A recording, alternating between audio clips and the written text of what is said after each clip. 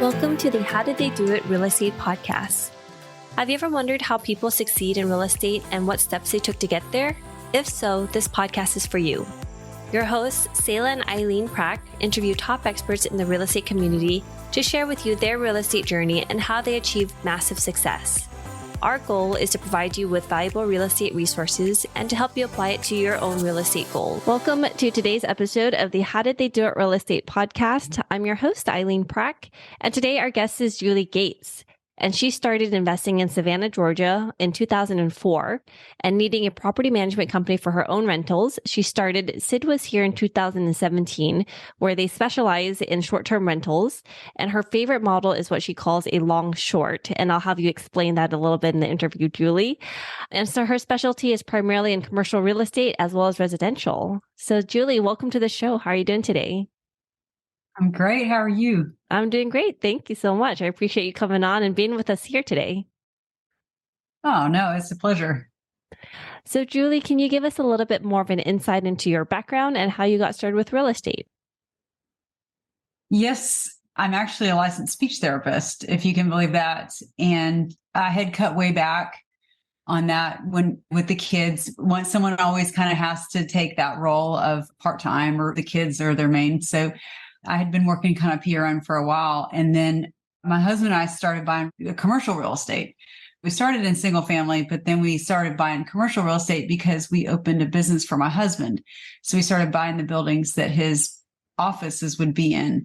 And that was interesting, but I really didn't realize the power of real estate until a good bit later. And he had someone at work tell him that they had retired and they were living very well and they had 200 rental properties. And he came home and he said, 200 rental properties. And we kind of did the math, like real basic. And I was like, it was like an ultimate truth for me, if that makes sense. As soon as he said that, I was like, I get it. Like I'd never really thought about real estate as a way to make a living. I knew that the buildings we'd already purchased were going to be great in long term, but it hadn't all gelled in my head. And it was weird because that person saying it to him and him saying it to me, we just kind of got it. It just clicked. And this is long before podcasts or any other information that we all rely on every day. This is quite a while ago. And I was like, oh, so we had a little bit of a leg up on everyone. We started buying real estate quite a bit sooner, and that's been great. But I still continue to add to our portfolio today. So I really love real estate. I love all facets of it. So I have to ask also, and have you share a little bit of your company's name is called Sid Was Here in 2017. Yes. How did that name come about? Well, I'm very allergic to boring. I don't like boring people. I don't like boring colors. Like I like to be entertained. I think I have a short attention span, to be honest with you. Back in the days when I was dating, I didn't stay very long in relationships. I would get bored very quickly. And so I'm always say a lot. I'm kind of random, and a lot of times I'm just saying stuff to entertain myself. So my son, Josh, I have two sons. My youngest started a squirrel rescue, and he's awesome. And the first squirrel he ever raised was Sid, and we just loved her. And I really enjoy animals, and I really prefer to see them in the wild. So he started raising squirrels and letting them free. But of course, we loved Sid. She would keep coming back for cashews at thought for the day. Squirrels love cashews. That's like crack cocaine to a squirrel. I know that is not common knowledge, but you can now say that you know. You know what? You learn one thing on the show: feed salted cashews to squirrels, and they will love you for life. So after, like I said, we were still feeding Sid and her offspring, and every time Josh raised a squirrel, we would put them into the wild. But a lot of times they would keep coming back for cashews, although they're very wild at that point. We couldn't really hold them after a while. But anyway. But we loved Sid. And then when I really started focusing on real estate, I would see squirrels everywhere. And half the time I would have squirrels with me. I many times would have 3 and 4 baby squirrels with me when I was looking at real estate because Josh would be in school. So I always had squirrels on me. In fact, I've been at many closing tables with squirrels in my purse. In your purse? Carry a purse? In my purse. If you ever see me with a purse, there's probably a baby squirrel in it. And it's not a cheap purse. Like I don't buy really bad purses. I like kind of expensive ones. So my agent, this is before I was an agent, she would be like, did you bring a squirrel again? And I'd be like, yeah, but they don't know, maybe squirrels don't make any noise, They're but I can't leave in the quiet. car. Yeah. I was at the time the client, and my agent started realizing when I carried a purse, I had squirrels. So anyway, I always had squirrels, and I would see squirrels everywhere. And I started going, oh, Sid, there's another Sid, because she was our first squirrel. So I named my company Sid Was Here. And I had no intention of managing for anyone. It was just my own management company, because at that point I had enough rentals that I was really getting frustrated with my property management fees. And so I named it Sid Was Here, because Sid was really everywhere. Squirrels are everywhere. So that's how the name came to be. And I actually really like it. And I've taken a lot of heat for the name of my company over the years. I have been at conventions, and other property managers would kind of snicker at me. And I'm like, I don't care. Your name is boring and mine is not. And mine It's very memorable. Very memorable. Right. And I don't apologize for it, and I refuse to. And I have a squirrel in my logo, if you ever see my logo. And I don't know, it's just kind of it's just a testament to my personality, which is I'm a little odd and a little different, and I'm okay with that. Do you have a squirrel on you today? I don't have a squirrel on me today. That's terrible. We don't have a baby right now, which is good. Mm-hmm. A lot of times we get them after hurricanes and big events. Like if the babies fall out of the tree and the mother doesn't come back, someone will call us. So yeah, I wish I had one. That would be fun. If anyone goes to my website, sidwashere.com, at the bottom, you'll see a photo of Sid. And my son actually many years ago did an appearance where he talked about Sid and how he found her. And you can listen to that if anyone's interested. He's like 12 or 13 when he does the talk. He's 18 now. That's how long we've been doing this. So anyway, she's a beautiful squirrel, and he really has saved a lot of lives thanks to her. So when you started getting into real estate and that light bulb clicked and you started buying property for yourself, you mentioned that you got tired of managing, or was it with another property manager that led you to create Sid Was Here? Well, two parts to that. The first thing is that my first single family home, I've overpaid, and we all do it, right? Like, you're never going to be a genius on your first deal. I'm sorry if anyone doesn't have a deal yet. Just get through it is my advice. The first thing you buy is probably not going to be a home run, and that's okay. And so when I bought it, again, there were no podcasts. I'd read a couple of books, but not enough, if that makes sense. So my thought, and I'm sorry, don't throw anything at me, but my thought was, okay, as long as the rent covers the mortgage, I'm good, right? Like, that was my math. And I'm really sorry, but it was. And so I found a home that I liked in an area that I liked. And I actually really liked the tenant. There was a tenant inside, and she had, I'm going to say, it appeared to be an abusive situation going on. Like, when we got to the house, he came running out, was like, you can't see this house. And my agent went charging, and she said, no, sir, we have an appointment. And this tenant came out and just handled this guy, and he was gone later. And I thought, boy, she's a tough single mom. Like, I really liked the tenant. I have to say, she showed a lot of pluck the day. I just happened to be the home on a bad day for this gentleman that was living there with her, but he ended up leaving. So most real estate investors don't do this on their first deal, but I bought it with her inside, and I asked her to stay because I really liked the tenant. So the tenant sold me on the house, but then I didn't know what I was doing. And I did get some money off. I didn't pay full price or anything, but I thought, okay, the rent pays the mortgage. Well, once I was paying the mortgage plus the property manager plus everything else, obviously I was going in underwater. And then as I added more properties, and of course I had a property manager because I thought I couldn't handle tenants, and I started realizing how much money was going out the door. And I saw a lot of the markups. There's a lot of markups in property management, and the fees started adding up. And I said, this is not okay. So once I had multiple properties, that's when I said, I'm going to have to do this myself. And I just had to get through that fear. I think we kind of all have that fear. Oh, I don't want to deal with tenants. They're humans. And for the most part, good people. A lot of times you place your own tenants, and then you do tend to have a better situation than when you inherit them. But anyway, that's kind of how I got going with the property management side, was just to manage for myself. Did I answer the question? I've already. Yes. Got that right. Okay. So the properties that you had bought, were they just traditional loans that you had just purchased one after the other, and then you ended up managing the properties yourself over a period of time? That's right. They were single family homes. My husband and I bought them on investment property loans in our own personal name. And then we had flipped them to LLCs. Like we were just doing the kind of rudimentary first rental property. They were not second homes at all. They were just right here in Savannah, Georgia, where I live. And now I would never do a traditional mortgage on a rental home. I always do commercial. I really like commercial lending and I just buy them straight into the LLC. So I look back on that time and so much has changed how I do things. But that's how we started out. And that's how a lot of people start out is with that traditional financing, put it in your personal name, do a quick claim into an LLC, and then hire a property manager. That's how I got started. So initially, Sid Was Here was company for a way for you to manage your properties yourself. How did that expand and grow into an actual property management company where you're also managing other people's portfolios and their properties as well? That's a great question. During that time, I got into short-term rentals. I actually, you know how you have to come up with 20% down payment to buy a rental property? Well, I kept running out of money. It's not cheap. And I was working hard. My husband's working hard. I mean, we were really trying to put away for this. And so during that time, I got into short-term rentals and it was just such a blessing. Again, this is before Airbnb really blew up. I got very lucky. I had a pool house. Once I heard about Airbnb and I already had a furnished house on my property right by my pool. And I said, well, I wonder if anyone would stay here. And it booked like crazy. So the short-term rentals kind of boosted me. You know, that's a lot of work. It's a very active thing.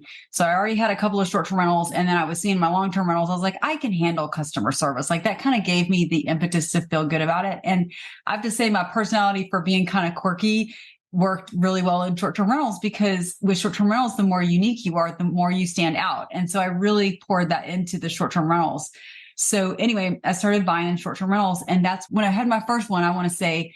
And then I had a second one, and these were both right by my house. They're basically my neighbors. One is my pool house. So while I had the two short-term rentals, people kept saying, hey, can I stay for a couple of months? I need it for a couple of months. And I was like, no, you know, this is my backyard. I really preferred that they not stay very long. And so I started looking for houses that I could use for that model for 30 days or more fully furnished. I really saw that. This is way back in 2017. There was a need. And so I started buying houses with that. So anyway, many houses in, I was at the closing table and I'm trying to fill these houses, right? So I had learned very quickly to go after real estate agents and tell them what I was doing because they always needed a place to put their buyers or sellers. Like, you know how they'll sell the house and then they don't have anywhere to go until the end of the school year, or maybe they can't find a house. I was really trying to build those relationships. And telling them, hey, I have 4, 5, 10 houses. Please call me. If you ever need a place for your clients, I'll take care of them. No issues, whatever. And I was doing pretty well with that. So one of the biggest agents in town had a house for sale and I got it under contract and it was a great deal. I was real happy with the house itself. So I go to the closing table and my whole plan was to land this agent as a client as far as I wanted her to know who I am, what I'm doing, yada, yada. I had business cards. Like I was ready. I look kind of dumb and blonde, but I always go in with a plan. So I went to the closing table to land her. And then of course her clients or the sellers, they said, what are you planning to do with the home? Which was a perfect lead in to me landing this agent. So of course I'm like, blah, blah, blah, blah, blah. And I said, this is going to be a long short. And they said, well, what's that? And I said, well, that's my own little term. And it's a fully furnished rental for 30 days or more. I said, I do a lot with Airbnbs and short-term rentals and these long shorts. And they said, you're kidding. Well, that's so interesting. And they said, we have 5 short-term rentals. And this is an older couple. I said, no kidding. So of course we get talking and I really liked them. So afterwards we stayed in touch and they told me about a different property. You always want to say, what else do you have? And so I got to know them. And so he had another property down the street. Well, I really enjoy purchasing properties all together because you can really bring a neighborhood up by yourself that way. Just a couple of houses on the same street can make a big difference. And so they knew that I wanted the other property. It was a multifamily nearby and I stayed on them. I did not like their price and they didn't like my price. And so we just kept talking. And of course it was going to be a direct sale or whatever, no agents or anything. So they liked that. So finally he called me one day and he said, hey, how are you? And I said, hey, great. You know, what's going on? And he said, I'm going to accept your offer. And I said, wow, awesome. Like I really wanted that price. Yes. And he said, I'll finance it for you, which is great. I love to talk about financing. So I was like, perfect, like win-win. And he goes, there's one caveat. And I said, what's that? He said, I want you to manage my short-term rentals. And I was like, what? That was even part of the deal. I never offered that. We talked a lot and he knew I knew my stuff, but I wasn't a property manager. I didn't see myself as a property manager at that time. I just trying to buy all of his real estate. So God bless them. I still manage for them today. After I got going, they kind of freaked out a little bit once I took over because I'm really big in technology. I did things these guys are old school. They just set a 3-day minimum and leave it for life. And that's perfect. So I was really changing things up, but they started making money and they were making more than they were making even with my cut coming out. So they were quite happy and they started telling their friends and it just grew. Sid Was Here very naturally, very organically. I never once have advertised or just knocked on doors or anything like that. It's just been word of mouth, which I think is really the most powerful form of advertisement is when you have someone that's doing well and making money and you go, well, who are you using? So I'm very proud of that. There. That's right. And Savannah's a small town and it's a big deal. If someone I'm going to keep my name clean. That's so important. So it was just a really wonderful organic way to grow. And now I just love it. So we've got a pretty good amount of houses. I'm not the biggest game in town, but I'm definitely the weirdest and I'm okay with that. So when you were talking about people were asking if they could stay for a couple of months afterwards, what was the primary need for that additional time for them to stay? Because it didn't sound like they were just vacationers coming in. Were they kind of just in the middle between properties and trying to figure things out? Like what was driving that primary need? This is true for this market, and it's really true for any market. You have people, like you said, moving in and out of town, and then there are travel nurses, although that's really a lot less than it used to be. There's always industry where someone is going to need to come do a job for several months at a time and then leave, and they can't sign a lease, and it's horrible to stay in a hotel room. It is horrible to have this little box with no laundry. It's just not that tenable. So it's really preferable to have a house with a living room and a kitchen and like we have all the things. So really the short-term rental business is the hotel business. It's just a lot more comfortable. And then for larger groups, it's so nice. But yeah, mostly industry, I would say, but a lot of people move in and out of town. Savannah is unique because we have 2 military bases actually there's one in Savannah and then there's one at about an hour southwest of Savannah. So that always movement in and out of town, but the industry is a big deal. We have the port, but any city you go in, there's always a draw for that area for these longer stays. Yeah. So going back to when you first started and how you took a look at the cash flow and you thought that if the rents could cover the mortgage, you're all set, to where you are today and how you think about cash flow and what that means to you. How has that changed over time now? And what do you look for? I tell you, cash flow is so important. And I really lead with cash flow. I know a lot of people they invest based on appreciation. And I get it because you definitely make more on appreciation if you look at it over maybe a 5-year span, for example. But you've got to make it those 5 years. And I have been through up cycles and down cycles. My husband and I owned a good bit of real estate during the downturn and we made it out of there. And it's because we were able to cash flow and appreciation wasn't even in our game. You know, when things go south, you've got to have room in there. And if you have a vacancy, you have to have room in there. You know, you have to have cash flow from your other properties. So one of the biggest things that I have learned is that we all have just very unique abilities. And we can cash flow off of those unique abilities. And so that's one thing that I have always done is like quit. I never, ever try to be like anybody else. I try to think for myself and I try to say, what am I really good at? Because I've seen so many times people will go, oh, well, she's cash flowing like this, so I have to do it just like her, or I have to do it just like him, or this guy in a podcast does it like this. And that's the only way. I cash flow very well because I purposely try not to think like anybody else. And just like when I saw the opportunity with these long shorts, I'm an entrepreneur. I'm always going to be looking for that opportunity where there's people with money to spend and they don't have a business that can cover that need. So because I was listening to my guests and the requests, and a lot of people at the time were saying no to them. No, I won't let you stay for 2 months. They're going, oh, what if they become a squatter? What if? I've never had a squatter and I've been doing this a long time. So you can let those fears dictate what you do, or you can say, hey, I'm going to be the guy that does things a little bit different. One other thing I want to say is I have one long-term rental. It is unfurnished. It's in a great school district. And for some reason, being willing to be a little bit weird has been really great on this property. And I've used the technique other places. But a lot of times people want something unfurnished and they don't want to sign a 12-month lease. So I've started offering that property and sometimes others. It just depends. You understand the turnovers are not great in long-term rentals. But this one, I had an opportunity to rent it on a 6-month lease to someone. And I said, yes, I'll do that. No problem. But it's going to be 25% more on the rent. And they were like, no problem. Where do I sign? Again, I'm not scared of a shorter lease. A lot of people think, oh, it's 12 months or nothing. It's really not. I don't pay utilities. I don't mow the grass. I didn't furnish it, but it's still bringing in similar cash flow to what a short-term rental is bringing me. And it's a lot less hassle. And guess what? They rented it. The first people rented it for 3 months. They stayed, I think, 7. And then I've rented it several other times on a month-to-month basis instead of on a 12-month lease. And I have a couple that's been there almost a year and they're paying 25% more than what I quoted them initially.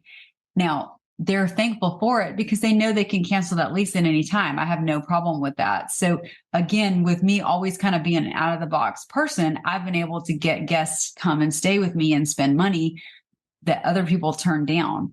So there's cash flow in a lot of places that you may or may not be looking. But if you listen to the needs of the people that you're trying to serve, there's a way. If you're going to accept pets, for example, there's cash flow in that. That's a lot of cash flow. And we always think, oh, everything has to stay perfect forever. It's a rental property. It's a short-term rental. It's going to age. It's going to get wear and tear. But pets are another great example of cash flow. Like, I'm not scared of taking pets. I'll take your Shetland pony as long as you pay my pet fee. And honestly, one of my long shorts in Savannah, I think she just left. But this lady wanted to book it, I think 2.5 months. And she reached out and she said, I have 5 cats and 2 dogs. Wow. And I was like, yes, I will take you, but it's going to be an extra $500. And I knew she would pay it and she immediately paid it. And I cash flowed fantastic. And she took great care of the home. Every single person I've told that to has been like, oh, I would never. And I'm like, that's cool. I knew no one else would take her. So I served a purpose and I gave her a place to live when she was in Savannah, but I also made extra cash flow because I'm not afraid to be a little bit unique. So I just want to put that out there that there are a lot of opportunities that not everybody else is doing that you might be able to see and fill a need. And there's a lot of cash flow in that, a lot of cash flow. We love hosting this show. When we started this podcast, we were doing all the editing and post-production ourselves. Now, we are very excited to have this particular company as a partner of the show to do all the post-production for us, because it gives us the freedom to focus on the 2 things we care about: serving you, our listener, at a higher level, and growing our own multifamily business. If you are like Sayla and me, then you want to add value to others while scaling your business. A podcast is the best way to do both, and we invite you to contact Adam Adams. He can help you launch your podcast, market your show for more listeners, and take all the post-production off your plate so you can focus on your business instead of in it. Listeners of this show can get a free consultation with Adam. To schedule your free consultation, find the link in the show notes. So are you structuring their leases for like the 6-month renter, for example? You were put on a 6-month lease, and then once that lease expires, do they convert over to month after that? Yes. I think I just did a month-to-month lease with them in general, but the end date was 6 months later. But they can always paying extra for the privilege of being able to cancel with a 30-day notice. And I don't discount the rent. If they turn in their notice on the 14th of June, then they're out by the end of July, if that makes sense. So if they need to give 1 month's notice, we don't prorate on that. But yeah, there's a lot of need out there. Not always. And it's not ideal. Sometimes you have to do some work in between. But I've had actually great guests on that home. And we clean it and rent it out to the next one. So Julie, what's next for you? What is next for me? I'm an agent now. That's new in the last few years. I kind of fought being an agent for a while because I'm not like Miss sit at a desk and do paperwork. And I knew it was a lot of contract things, but I've really enjoyed it. And so I've grown into kind of a turnkey operation in Savannah. I only work with investors because that's what I really enjoy. And so we have a lot of out-of-state buyers coming in town into Savannah now because of all the growth. And so I'm doing a lot with real estate sales, and it works perfectly because I'm a property manager. And so we take care of them from the sale all the way through to the purchase. And then if they want a short-term rental or a furnished rental, I should say, we have a decorator, we have contractors. Like I actually give them my people, like whoever I'm using in my portfolio, I'm also sharing, and then they can get their own people as well. It doesn't really matter. But when you're buying from out of state, it's nice to have that trust factor. So I've really enjoyed adding the real estate sales to my property management company. It's been awesome. And then they know who their manager is going to be. They're familiar with how I do things, and we just take them on through. And I have a lot of people that have bought multiple properties, and it's such an honor. Once you have that trust and that relationship, it's really great because we're able to just stay with them, and then they'll buy another one and another one. I have one owner, and I think he's bought 9 doors through me, and we manage them all. They're all furnished. We only manage furnished rentals, but I'll recommend people that I know do a good job if it's unfurnished, kind of a thing. But we want to grow with our investors. Again, it's nice to have a property manager that's also an investor. So we understand that we don't do all the big markups that a lot of places do. We're very upfront with our fees, and I'm really proud of that. So I'm growing that. I am starting a podcast on investing in Savannah so people can learn the market, what to look for, just featuring different clients and providers here. So I'm just really zeroing in on this great market that I'm in and this great opportunity. And I know it well. And I'm really proud of what we're doing here in Savannah. How has real estate investing impacted your life, Julie? It has been awesome. I really enjoy it. I went to school. I was a science major. So I actually never intended to be in real estate at all. But I have to say, I really enjoy it. It's very challenging. It's hard. I mean, there's some long, dark nights sometimes. You're not going to be self-employed and have roses and champagne every day. It's been hard, but I enjoy the problem solving. And I know at some point, my husband and I will be able to cut back and rely on our team. He's still running his business full time. And of course, I'm doing real estate full time. But I just think it makes me very excited about the future because I'm really proud of the assets that we've built up. And I'm really proud of the job that we're doing for our clients too. That's a big deal to just have that kind of trust where someone's buying a large asset and placing it in our hands. Like, I don't know, I'm really proud of it. And it took me a long time to get out of my husband's shadow. My husband is awesome, very intelligent, very successful. And even though he and I built the business together, I was absolutely the backbone, but he was the face. And I had a hard time, honestly. After a while, it was kind of wearing me down because I had people ask me if I was at the mall all day, and just questions that you would never ask a guy. And there's some stigma around that still. There's a lot of stigma. My husband is a physician, and obviously he's intelligent and successful. So people just assume that. But then me being the wife, obviously I just shop, and I was like, what? Like, come on. Like, we're a team, right? Like, he wouldn't be where he's at without me. And I definitely where I'm at without him. But that was tough. I have to say, real estate, where I was going with all that is that real estate gave me my own voice and my own thing and my own identity that wasn't affiliated with Don, even though he's been my right hand as well. That it's been huge for me. I have to say that I needed that. I was to the point where I was like, I need my own way. I was really well into real estate, and we signed a very large deal, and I spent months on it. It was a very, very biggest deal we've ever done. And I was in touch with the banker for months over it. I mean, it was hundreds of hours in on this deal. And so he came over to Don's office so that we could sign the paperwork. And Don, of course, knew everything that was going on, but he runs, he's busy, and he showed up with his pen. Like, that was Don's job, was to walk in the room with his pen and sign his name in like 20 places. And the guy, the whole time we're doing the paperwork, all he did was talk to my husband and ask him questions and fawn over him. He even asked him about real estate.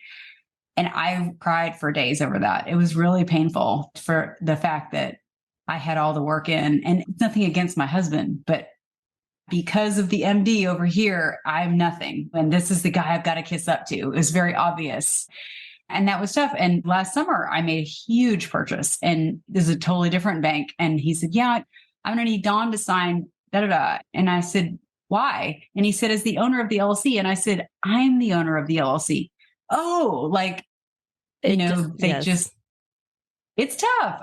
I'm not like a feminist or anything. My husband is amazing, but it's offensive to just assume one or the other, especially, but the person you're talking to all the time is clearly the person in charge. You know what I mean? I was just like, Yes. And I think it's messed up. also, yeah, and then there's just not as many women in this space because it is more male oriented. And so when they do interact with women, there is still a little bit of that preconceived notions about roles and responsibilities as well. Yeah.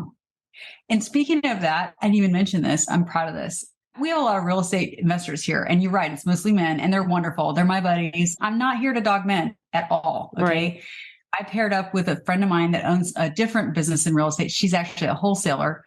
And we have started a female real estate investor meetup, and it's been huge. I'm so proud of it. Men come as well, but we drive it. It's not a bunch of drunk guys, right? It's a very education focused group. And I'm just so proud of it. So I just want to encourage any women that are listening, like, there are a lot of women that want to get together and talk real estate, and keep that in mind. Like, I've been amazed how well this meetup has gone, and we're very proud of it. And we've had to actually add a different location every time because we keep growing. So there's a lot of people like me that needed their own voice and their own thing as well. And I think that's one of the powers of real estate, is that a lot of moms like me can get a few properties and really say, hey, look, I'm doing this. And of course your husband's helping, but like, I'm running this and I'm getting us assets. There's a lot of pride in that. Right. And good for you. And thank you for bringing what you do also and giving other women a place to feel comfortable about sharing what they want to do and what their goals. And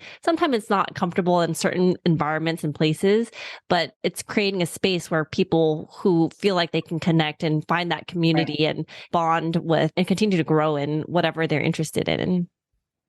Yeah. I want to just say it's really great if you're a hard worker and you're very driven to do something. It is. I am very much like that. And I remember being in college. I'm originally from Nashville, Tennessee, and I was in college, and I'll never forget. I was just like, these guys just don't seem to be going where I was at. They just didn't seem to be going anywhere. This one guy was like, oh, I've got big plans. And I was like, really? What are you going to do in life? And he goes, I'm going to be a nurse and drive an Accord. And I was like, okay, like that was like his biggest life goal. And I was like, come on, man. Like, I never knew what I was going to end up being, but I always knew that I was very driven and I wanted more, and I was willing to work for it. And I have. So anyway, if that helps anyone, that is the absolute truth. Thank you for sharing, Julie. Oh, And you're so welcome. what is the one thing that you know now about real estate that you wish you knew when you first started? I wish I knew the power of relationships when I first started. I didn't. I just thought I could just work harder and get it all done. And it's really not about how hard you work, although that's a big deal. But I have made way more money in real estate off of my relationships than anything else. And whenever you pick your model, whatever you want to do in real estate, there's a lot you can do. I mean, you can do anything. You can rent out shacks if you want to, but just tell everyone what you're doing and how much you enjoy it. And it's going to draw others to you, and it's going to draw the additional deals to you. One of the best purchases I ever made was what I purchased last summer. And it was just a massive purchase. And it was a 2-year relationship with someone that I had been working with. And you would never know how much real estate this person owned. And I wasn't friends with this person or working with them because of the real estate. I mean, I genuinely had and still have today a relationship with this person. And when it came down to who they were going to sell to, they wanted to sell to me. And it was just such a great purchase. And I didn't see it coming, and I didn't feel like I could afford it when it came, but I figured it out anyway, because it was such an insanely good deal. But I got that because of that relationship, a very true relationship. And like I said, when I started my property management company, that was because of a relationship. I really loved those people. I love them today. I just was on the phone with the husband yesterday about something. Like, relationships are the most important thing in real estate, in my opinion. And then my other advice as well, speaking of real estate, is relationships with contractors and providers. That's huge. People will look at a blue collar gentleman or lady and act like they're disposable. And that's a human. And that's your right hand right there. And I am very proud of my relationships with my property management company, because we have a very high level of expectation of service. And when a guest has something and they're upset, I need to fix it very quickly. And if I don't, I have to use one of my 4-letter words. One of them is refund. I don't want a refund. I want my guy to come really quick and fix it. And then the guest is okay, because I can't predict when maybe the fridge goes out. Okay. I can't predict that. The guest understands that. If I get that fridge fixed within a couple hours, they're good. They're fine.